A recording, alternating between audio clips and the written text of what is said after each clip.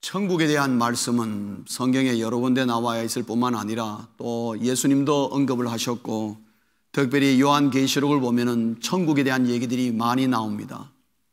그러나 요한계시록의 그 많은 천국에 대한 얘기는 굉장히 상징적인 것이 담겨 있습니다. 그래서 천국에 대한 그 실체를 우리가 정확하게 보는 것이 쉽지는 않습니다. 그래서 우리는 꿈 얘기를 듣거나 천국 갔다 왔다는 사람의 얘기를 들어서 어렴풋이나마 그런가 보다 이렇게 알고 있는 수준입니다만은, 여러분 욥기를 보시면은 천국에 대한 모습을 이처럼 실제적으로 우리에게 보여주는 내용은 별로 많지 않습니다. 오늘 여러분 본문의 내용을 보시면은 천국에서 하늘나라에서 모임이 있으며 회의가 있고, 그 회의에서 무엇을 결정하고, 그리고 그 결정한 내용들이 이 지상으로 내려오는 그런 장면이 우리에게 보여주고 있습니다. 그래서 욥기는 이것을 몇 번에 걸쳐서 보여줍니다. 그래서 땅에서 일어난 일을, 그 다음에 하늘나라에서 어떻게 되는가를 보여주고, 하늘의 결정이 밑에서 어떻게 또 이루어지며, 그리고 또 하늘나라에서 어떻게 되어지고, 또 땅에서 어떻게, 이런 것이 반복되어지면서 1장과 2장은 그런 식으로 구성이 되어 있습니다. 이러한 내용들을 보면서, 특히 오늘 본문을 보면서 여러분 조금 생각을 하면서 본문을 읽으시면요, 이 본문은 상당히 많은 문제를 안고 있는 본문이라는 것을 알 수가 있습니다. 실제적으로 그러합니다. 많은 신학자들이 이 본문을 가지고 갑론을박을 하고 있습니다. 지금도 그렇습니다. 왜 그러느냐? 이 본문을 그냥 읽어보면은 두 부류로 딱 나눠지게 되어 있다는 것입니다. 한 부류의 사람들은 이렇게 말합니다. 이 본문은 정말 모순 덩어리다. 이 본문에서는 하나님은 도대체 이해가 안 된다. 하나님은 이해가 안 된다. 왜 이러시는지 이해가 안 된다고 얘기하는 사람들이 있습니다. 몇 가지 질문을 제가 드려볼까요? 성도님 여러분도 한번 마음속으로 한번 대답해 보십시오. 어떻게 하나님께서 사탄과 함께 하실 수 있는가 하는 것입니다. 어떻게 하나님이 사탄과 함께 원탁회의를 하고 있느냐 하는 거죠. 하나님은 악의 그림자도 없으신 거룩하시고 성스러운 분, 악의 그림자도 얼씬할 수 없는 분인데 어떻게 악의 실체고 악의 본질인 사탄이 하나님 앞에 있다는 건가? 그거는 있을 수가 없는 것 아니냐? 어찌 이런 일이 벌어질 수 있느냐? 는 것이죠.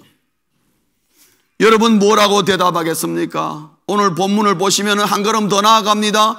천사들이 있는데 천사들 속에 사탄이 서 있는 겁니다, 여러분. 천사들은 오직 선한 존재요, 선한 일을 위하여서 세움받은 피조물들인데, 그 가운데 완전히 악의 뭉치요 100% 악인 사탄이 그 가운데 서 있다는 것은 도저히 상상을 할 수가 없는 내용인 것입니다. 그래서 묻는 것입니다. 어떻게 하나님께서 사탄과 함께 할 수 있다는 것이냐? 이거는 있을 수 없는 거다. 하나님을 이해할 수가 없다는 거죠. 또 하나의 질문을 할 수가 있습니다. 어떻게 하나님께서 사탄과 내기를 한다는 말인가? 여러분 오늘 본문을 보시면 하나님 내기하고 있지 않습니까? 하나님이 만나 사탄이 만나 해보는 거 아닙니까 지금? 하나님이 뭐가 그렇게 할 일이 없어서 사탄과 내기를 한다는 건가? 성경은 수도 없이 많은 우리에게 인포메이션을 주는데, 그것은 뭐냐 하면은 하나님은 사탄과 비교의 대상이 될 수가 없다는 겁니다. 맞습니다. 그렇습니다. 그런데 오늘 본문을 보시면은 하나님 대 사탄이 지금 같이 맞붙어 있는 장면을 우리에게 보여주면서 어떻게 하나님과 사탄이 비교할 수 있느냐? 그 있을 수 없는 건데, 절대 지존이신 하나님이 일개의 피조물인 사탄과 힘겨루기를 하다니, 네가 만나 내가 만나 겨루기를 하다니 어찌 이런 일이 있을 수 있느냐? 성도님 여러분 어떻게 생각하십니까? 사탄과 내기를 하시는 이런 하나님을 과연 우리가 신뢰할 수 있겠는가 하는 얘기인 것입니다. 또 한 가지 질문이 나옵니다.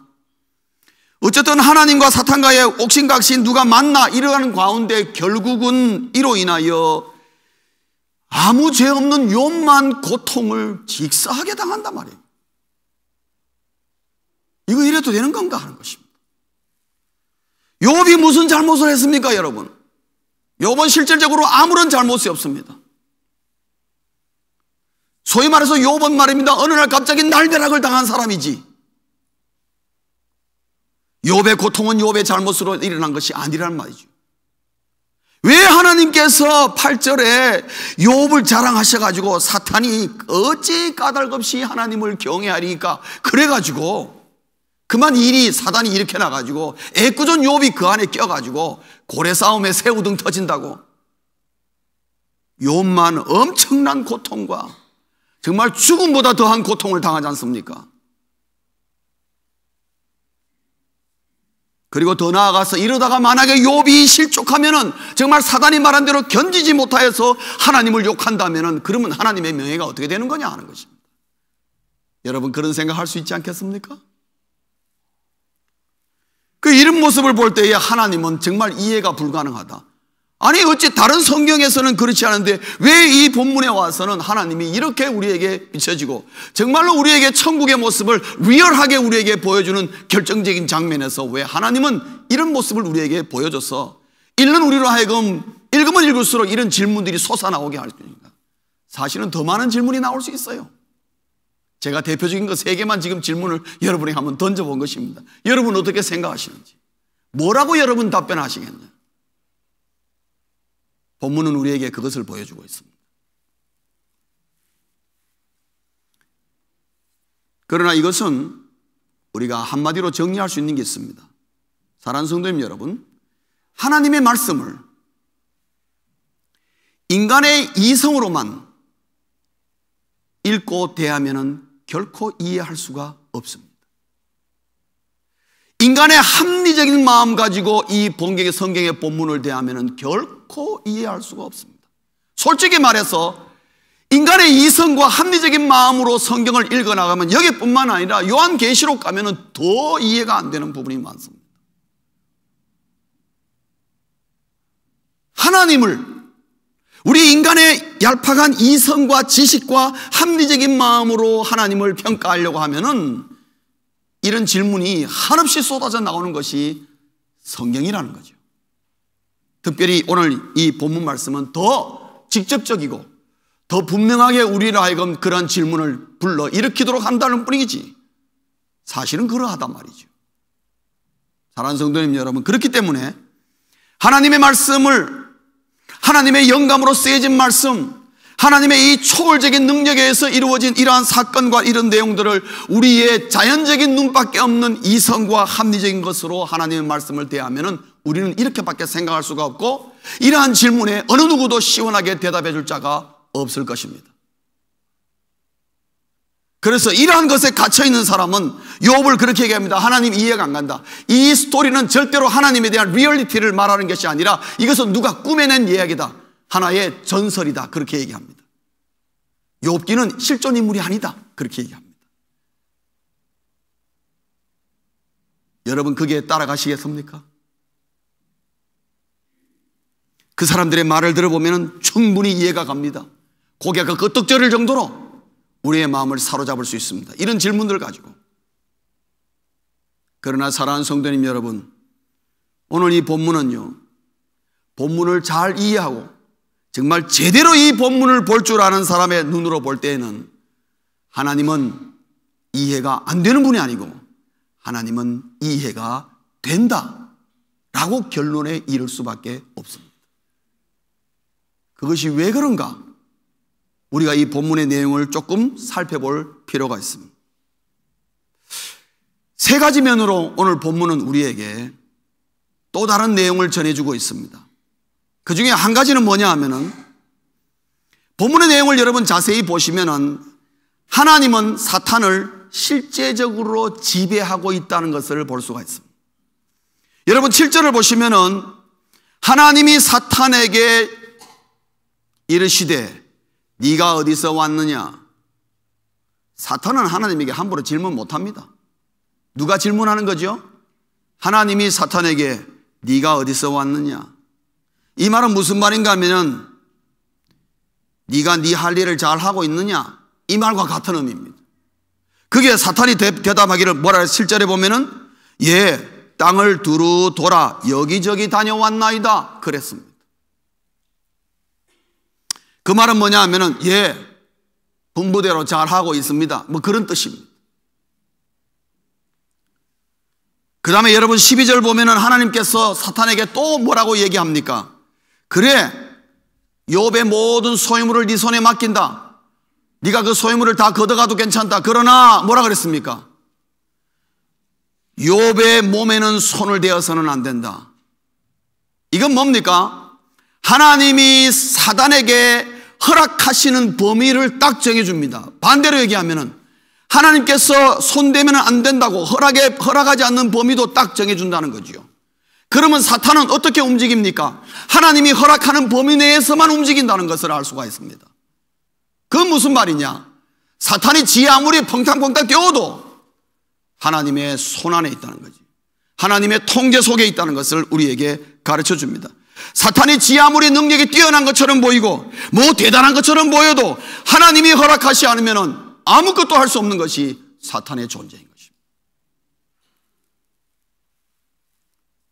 사탄은 하나님이 천사들 속에 있다는 것은 뭐냐 하면은 천사들은 하나님이 부리는 종들인 것과 마찬가지로 사탄도 하나님이 부리는 조그마한 악한 종에 불과하다는 거죠. 아무것도 아니에요. 하나님 앞에서 사탄은 아무것도 아니에요. 하나님이 허락하시 않으면 여러분 손 하나도 꼬딱 못하는 것입니다. 하나님께서 이 땅에 공중권세 잡은 자의 그 권한과 한계의 범위를 지정해 주었기 때문에 그 속에서 사단이 우리에게 뭐 큰 힘인 것처럼 하지만은 우리에게는 크게 보이고 우리에게는 감당할 수 없는 사탄의 지혜와 사탄의 능력인 것처럼 보이지만은 하나님 눈으로 볼 때는 아무것도 아니에요.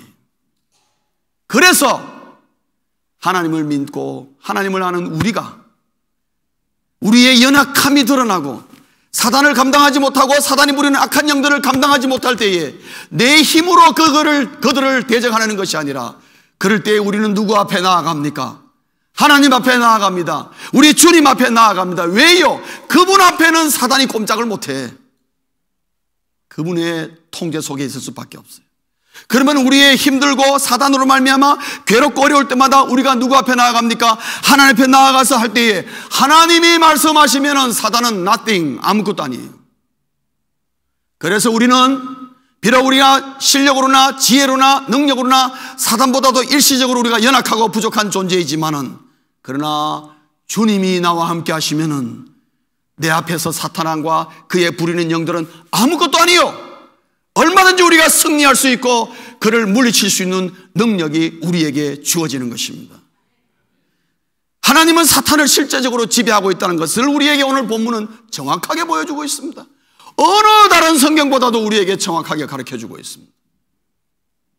사단은 하나님 앞에서 꼼짝 못하는 존재. 두 번째로 우리는 하나님이 이해가 된다 이렇게 말하는 이유는 뭐냐 하면은 하나님은 사탄의 속성을 너무나 잘 알고 계신다는 거죠. 사탄이 어떤 놈이라는 것을 너무나 하나님은 잘 알고 있다. 오늘 여러분 8절 보십시오. 8절에 보면은 하나님께서 뭐라 그랬습니까? 욥을 자랑했습니다. 욥을 자랑한 것이 결국은 사탄을 자극했습니다. 그러니까 9절에 뭐라 합니까? 하나님 모르시는 말씀 하신다고. 어찌 욥이 까닭 없이 하나님을 경외합니까? 그 까닭이 있지요. 그러면서 10절에 뭐라 합니까? 하나님이 욥에게 그렇게 복을 많이 주셨지 않습니까? 세상에 하나님이 그렇게 많은 복을 주는데 그 사람이 어떻게 하나님을 경외하지 않겠습니까? 그 얘기지요. 사단의 얘기는 그겁니다. 하나님께서 복을 주시니까 욥이 하나님을 잘 믿는 거라고 얘기합니다. 이 논리는 뭐냐 하면은 기복신앙의 논리입니다. 기복신앙의 논리. 하나님이 욥을 지금 잘해주시고 복을 주시니까 욥이 하나님을 경외하는 것이지, 그가 가진 것을 싹 빼앗아가면 욥은 분명히 하나님을 욕할 것입니다. 이러한 신앙이 뭐냐? 기복신앙입니다. 사탄은 이 땅에 있는 그리스도인들이 기복적인 신앙을 갖고 있다는 것을 너무나 잘 알고 있어요. 그래서 욥도 그런 사람이라고 하나님에게 참소하는 모습을 알 수가 있어요. 얼마나 기복신앙이 우리의 삶 속에 깊이 뿌리 박혔는지요. 어느 목사님이 대전에 있는 어느 교회에 금요 찬양 집회를 갔습니다. 가서 막 기도 열심히 하고 다들 막 지금 막 주여 말해 기도 막 하고 이제 끝나고 나오는데 그 목사님 앞에 어떤 여성분이 문을 열고 탁 나가다가 뭐가 잘못돼가지고 손가락이 문 사이에 콱 끼면 그랬습니다. 그래가지고 뭐 아프다고 난리가 났는데 그러면서 그분의 입에서 무슨 말이 나오냐면 금요일 날 집회 와가지고 기도 많이 하고 나오는데 하나님께서 어떻게 해서 내 손가락을 다치게 하냐고 막 펄펄 뛰고 난리 났대. 하나님이 어떻게 살아계시다면 이럴 수가 있냐고 이래 얘기하는 거죠. 그러니까 목사님 뒤에 있던 어떤 사람이 뛰어나오면서 아이고 권사님 많이 다치셨어요 막 이렇게 그런 거죠. 근데 그 목사님이 그 장면을 보면서 아 그렇게 왜 하나님이 기도 많이 하고 나는데 왜 손가락을 내가 이렇게 문까지 끼게 하시냐고 이런 하나님이 살아계신 하나님이야 이래 말하는 사람이 권사라는 걸 그때 아는 거예요. 여러분 이게 무슨 신앙인 줄 아십니까? 기복신앙. 내가 금요일날 나와서 하나님 앞에 이만큼 많이 기도했으면 하나님이 당연히 나를 잘되게 하시고 뻥뻥 뻗어나게 하시지 아니 나오자마자 문간에 손가락 끼게 하시는 이런 하나님이 되었어야 되겠냐 이 맥입니다. 여러분 우리가 신앙생활하면서 이런 신앙생활 한다는 것을 누가 제일 잘 아느냐? 사탄이 제일 잘 알고 있습니다. 여기서 써먹는 거 보십시오. 욥 앞에 와가지고 하나님 앞에서 욥이 이런 신앙이라고 하나님 빼앗아 보면요 틀림없습니다. 세속적인 신앙이라고 복을 주니까 하나님이 욥이 그러는 것이지 빼앗아 가면은 욥은 바로 돌아설 겁니다. 그 말 속에는 뭡니까? 하나님 지상에 있는 수많은 예수 믿는다고 하나님의 백성이라는 사람들이 다 그렇게 살고 있습니다. 이 얘기를 하는 겁니다. 하나님 앞에. 근데 사실은 사탄은 거짓말하는 것입니다. 사탄은 알고 있습니다. 욥이 그런 신앙인이 아니라는 걸 알고 있습니다. 하나님도 알고 있고 욥도 알고 있습니다. 사탄도 알고 있습니다. 사탄은 욥이 어떤 신앙의 소유자라는 걸 알고 있습니다. 하나님이 복을 주시기 때문에 욥이 하나님을 경외하지 않는다는 것을 그런 기복신앙에 젖어 있지 않는다는 것을 욥을 어떤 사람이라는 것을 사탄도 알고 있는데 자기도 알면서도 뭐라고 합니까? 하나님 앞에서는 뭐라고 얘기해요? 기복신앙자라고 빼앗아가면 틀림없이 사탄은 어떻게 해서든지 하나님의 말씀에 반대를 위한 반대를 하여서 기회만 되면 하나님을 거짓말장이로 만들어 나가려는 것이 사탄의 계략이라는 것을 우리에게 보여줍니다. 기복신앙이 왜 무서운가 하면은 기복신앙은 사탄의 계략에 걸기가 너무 편하기 때문에 그렇습니다. 일이 뭐 조금만 안 되면 사탄이 우리에게 어떤 유혹을 보냐 그거 봐라 네가 하나님 믿어봐야 다 소용없다. 네가 이렇게 어려움 당하는데 하나님 어디 있냐고. 근데 마음속에 어떤 마음이 됩니까? 믿음이 아니라 오히려 의심이 들어가죠. 맞아. 내가 얼마나 이렇게 하고 저렇게 했는데 하나님 어떻게 이러시나. 정말 섭섭하네. 이런 생각이 드는 것입니다. 그 섭섭이가 들어가면 어떻게 됩니까? 그동안에 아버지여 주여 했던 것이 하루아침에 그냥 쭉쭉쭉쭉 깔아앉는 것이죠. 기복신앙의 맹점이 바로 거기에 있는 것입니다. 사탄은 욥도 그럴 것이라고 얘기합니다. 그렇게 않을 것이라는 걸 알면서도 사탄은 그렇게 얘기한다 이 말이죠. 그런데 이 대화의 핵심은 뭐냐 하면 이 모든 것이 하나님의 계산 속에 있다는 겁니다. 하나님은 사탄이 이렇게 나오리라는 것을 알고 있다 이 말입니다. 그리고 하나님은 사탄이 그렇게 나오도록 하나님이 은근히 유도하고 있다는 것을 우리가 봐야 하는 것입니다. 왜냐? 하나님이 어떤 녀석이라는 것을 하나님은 너무나 잘 알고 있다 이 말이에요. 내가 이렇게 말하면 사단이 분명히 저렇게 나올 것이다. 저 녀석은 틀리면 저렇게 얘기할 것이다. 하나님 다 알고 있습니다. 세 번째로 오늘 이 본문을 통해서 우리에게 하나님을 이해하도록 만드는 내용은 뭐냐 하면은 하나님은 욥의 신앙 수준을 잘 알고 있다 이 말입니다. 하나님은 욥의 신앙이 어느 정도인지를 알고 있는, 잘 알고 있다. 여러분 우리가 성경을 욥을 보면 욥이 당하는 고통을 보면 정말 너무 끔찍합니다. 내가 생각해도 나도 이 욥과 같은 이런 고난에 당하면 내가 과연 욥처럼 이렇게 극복할 수 있을까? 감당할 수 있을까? 정말 두려움이 앞섭니다. 여러분 내용을 보시면 너무 끔찍합니다.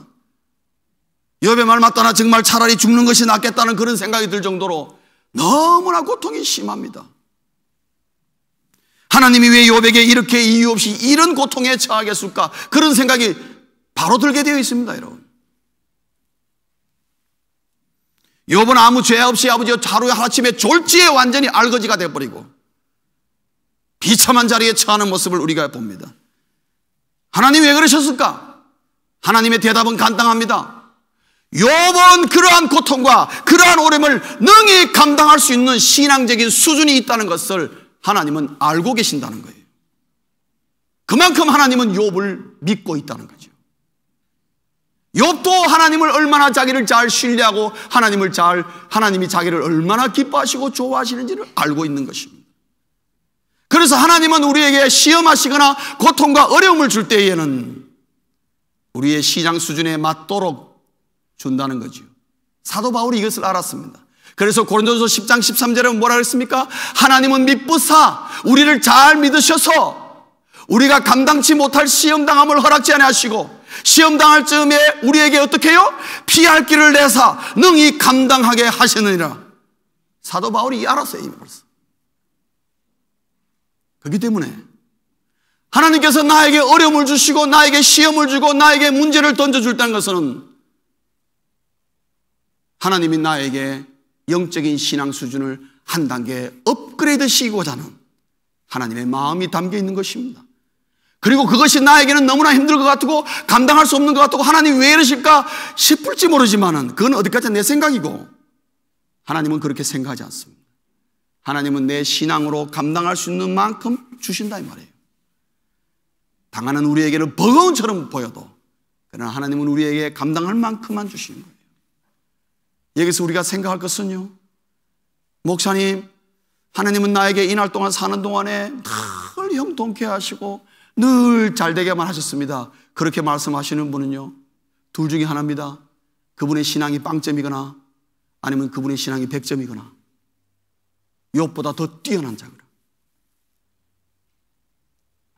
하나님은 당신이 사랑하는 자에게 하나님의 자녀로서 하나님의 자녀가 날마다 성장시키기 위해서 반드시 우리를 시험하시고 어떨 때는 고통의 자락에 넣기도 하고 어떨 때는 채찍으로 때리기도 하고 어떨 때는 어려운 고민스러운 문제를 던져주어서 우리의 신앙적인 수준을 끌어올려서 하나님의 자랑스러운 자녀를 만들고자 하는 하나님의 배려가 하나님의 의도가 담겨 있다는 것이죠.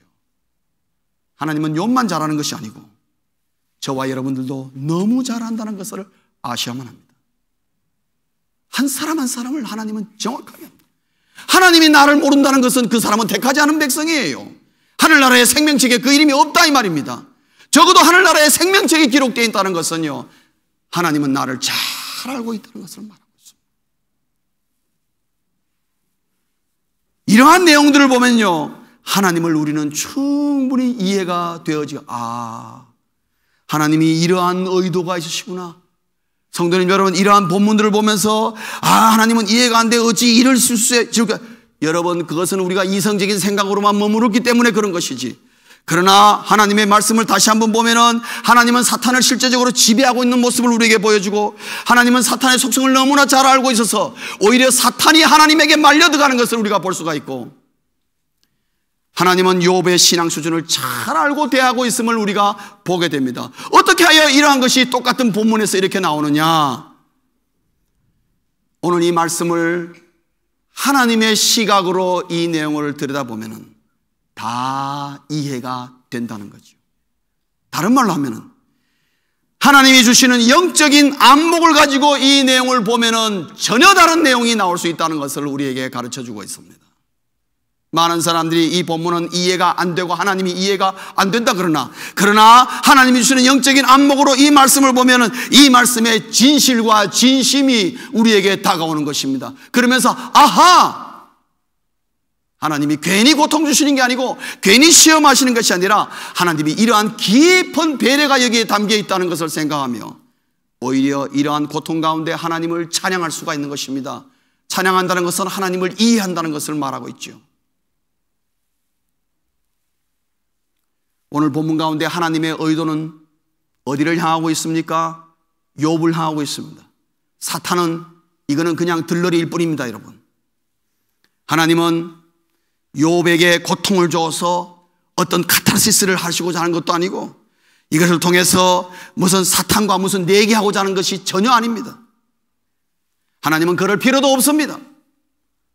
사탄은 어디까지나 여기에 그냥 곁다리로 끼었을 뿐입니다. 도구일 뿐입니다. 그러면 하나님의 의도는 욥을 향하고 있는데 그걸 무엇이냐? 의인은 시험이 없으면 겸손과 하나님을 향한 전적 의지의 마음을 잃어버릴 수 있다는 거지요. 아무리 신앙이 좋은 사람이라 할지라도 그 사람에게 시험이 없으면 발전이 없다 이 말씀입니다. 성장이 없다 이 말씀이죠. 하나님은 잘 알고 있습니다. 여러분, 욥을 오늘 여기서 시험하지 않고 어제 지난주처럼 1장 1절에서 5절까지만 말씀 보고 하나님께서 계속 욥이 그렇게 살도록 쭉 놔두었다면 욥기는 우리에게 필요 없습니다, 여러분. 구태에 우리가 욥을 들여다볼 필요가 없습니다. 아, 그 사람 예수 믿다가 잘 살다가 그냥 끝났다 이렇게 끝나는 것이지 아무 필요가 없습니다. 그리고 욥은 뭔가 모르게 어떤 강박한 마음을 갖고 있는데 그런 것도 하나의 허물이라고 볼 수 있는데 이러한 허물들이 어떻게 되냐? 시험과 어려움을 통해서 한 단계 올라가면서 이것이 오히려 깨닫게 되고 아하, 이 부분이 내가 문제가 있다는 것을 여러분 42장에 가면은 욥이 고백하며 하나님 앞에 회개하는 장면이 나오는 걸 볼 수가 있습니다. 욥도 이 고난과 고통을 통해서 자신이 한 단계 업그레이드 됐다는 걸 자기가 알게 된 것이죠. 시험의 목적은 욥을 시험함으로 욥에게 더 많은 것을 주시고자 하는, 더 많은 것을 맡기고자 하는 하나님의 배려가 담겨 있으며 그 많은 것을 맡김으로 말미암아 더 많은 영광을 거두시고자 하는 하나님의 계획이 이 속에 담겨 있는 것입니다. 그 계획은 고통으로부터 출발하는 것을 우리에게 보여주고 있습니다. 이 말씀을 보면서 저는 이런 생각을 했습니다. 지금 하늘나라에서 욥처럼 이런 원탁 회의가 열리고 그 안에서 거론되는 이름이 욥이 아니고 조인수라는 이름이 들어가 있다, 여러분의 이름이 들어가 있다고 생각하면 어떤 내용이 오갈 것 같습니까, 여러분?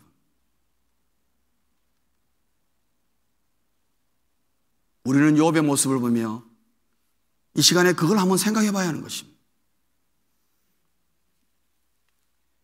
분명한 것은 하나 있습니다. 그건 뭐냐? 지금도 하나님 앞에서 사탄은 나를 참소하고 있다는 걸 아셔야 됩니다. 그래서 베드로 사도는 말하기를 뭐라 그랬습니까? 철저하게 사탄과 마귀는 대적해야 된다. 눈에 보이지 않는다고 없다고 생각하지 마라. 지금도 하나님 앞에만 가면은 나를 참소하고 있다. 여러분을 참소하고 있는 것입니다. 그 장로, 그 권사, 그 집사, 사탄은 뭐라니까? 아이, 늘 그렇게 얘기하는 것입니다. 형편없다고. 하나님, 그런 사람을 왜 생명책에 기록했습니까? 그렇게 말하는 존재가 사탄입니다, 여러분. 또한 하나님은 그 참소를 어떨 때는 그것을 잘 이용하여서 나를 시험할 때가 있습니다. 그래서 나에게 사탄이 위협해 들어오고 어떨 때는 두려움을 주기도 하고 어떨 때는 은근하게 나를 유혹해 들어오기도 하는 것은 뭐냐? 하나님이 나에게 그런 부분을 허락해 주셨기 때문에 사단과 그의 부리는 영들이 우리에게 도전해 오는 것입니다. 그리고 하나님은 나에게 그러한 시험과 그런 고통과 그런 환난을 어떻게 감당하는지 하나님은 잘 알고 계신다는 거죠. 그리고 늘 주목하여 보고 있다는 것입니다. 그래서 나에게 임한 시험이나 고통과 환난을 통해서 더욱 하나님 앞에 가까이 나아가는 계기로 만들려고 하시고, 그리고 그럴 때에 하나님께서 더 큰 것으로, 더 많은 것으로 맡기셔서 욥과 같이 그러한 어려움과 고통과 환난을 통해서 하나님이 더 큰 영광을 거두시기를 원하는 것입니다. 욥에게만 그런 것이 아니라 저와 우리 모두에게도 하나님은 똑같이 적용을 하시는 하나님이시라는 거죠. 성도님 여러분, 하늘나라의 회의에서 저는 저의 이름이 거론되는 것을 영광스럽게 생각합니다. 여러분의 이름이 거론되는 것을 영광스럽게 생각하십시오. 왜냐? 그것은 하나님이 나를 향한 계획과 뜻이 있다는 것을 말하고 있습니다. 내 이름이 전혀 거론 안 된다? 오히려 문제가 있습니다, 여러분. 말씀을 맺겠습니다. 오늘 여러분 본문을 보시면 하나님의 시험은 궁극적으로 누구를 위한 것이냐는 거죠. 하나님을 위한 것이, 사탄을 위한 것이 아닙니다. 고통을 당하는 욥을 위함입니다. 욥의 유익을 위함이라는 것을 우리가 발견하게 됩니다. 인간의 입장에서 본문을 읽으면 모순투성이지만, 그러나 하나님의 눈을 가지고 이 본문을 보면 욥을 향한 하나님의 깊은 배려와 사랑이 담겨 있는 본문이라는 것을 알 수가 있습니다. 이것을 깨닫는 자가 복이 있는 자인 것입니다. 금년 한 해 동안에 좋은 일도 많이 일어나겠지만 또한 어려운 일이 일어날 수 있을 것입니다.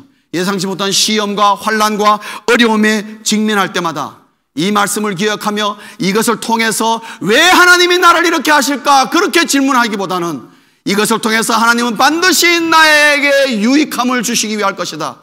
그래서 나는 하나님을 신뢰하고 하나님을 믿는다는 욥과 같은 마음으로 우리의 어려움과 환난과 시험을 감당해 나갈 때에 그 궁극적인 것은 결국 나에게 큰 유익이 되며 복이 되며 그것을 통해서 하나님이 영광 거두시고 하나님의 자랑스러운 하나님의 자녀가 될 것입니다. 이런 자녀가 되시기를 주의 이름으로 축원합니다. 기도하시겠습니다.